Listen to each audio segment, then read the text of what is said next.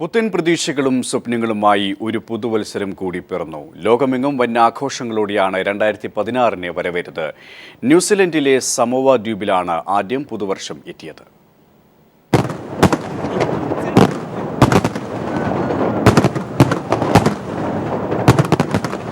വെടിക്കെട്ടുകളാൽ ആകാശവിസ്മയമൊരുക്കി ആഹ്ലാദാരവങ്ങളോടെ 2015 ഓർമ്മകളുടെ താളുകളിലേക്ക് മാറ്റി ലോകം 2016 വരവേറ്റു.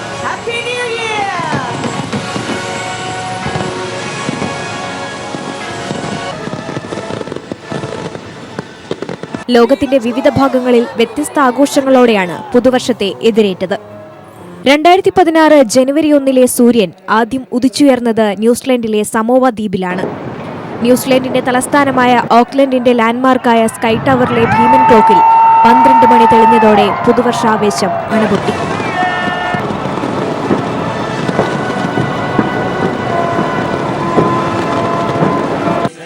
വെടിക്കെട്ടോടെയാണ് ന്യൂസിലൻഡ് ജനത പുതുവർഷത്തെ വരവേറ്റത്. ന്യൂസിലൻഡിന് പിന്നാലെ ഓസ്ട്രേലിയയിലും പുതുവർഷം പിറന്നു. സിഡ്നി തുറമുഖത്ത് ആഹ്ലാദം പങ്കിടാൻ ആയിരങ്ങളാണ് എത്തിയത്.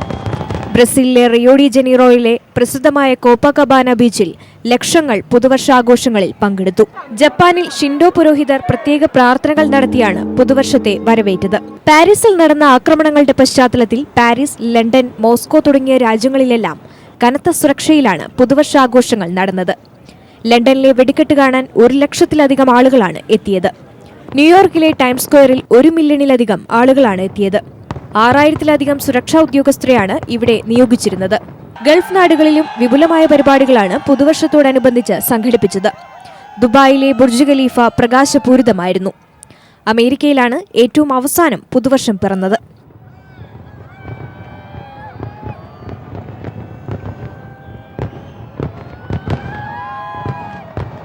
News desk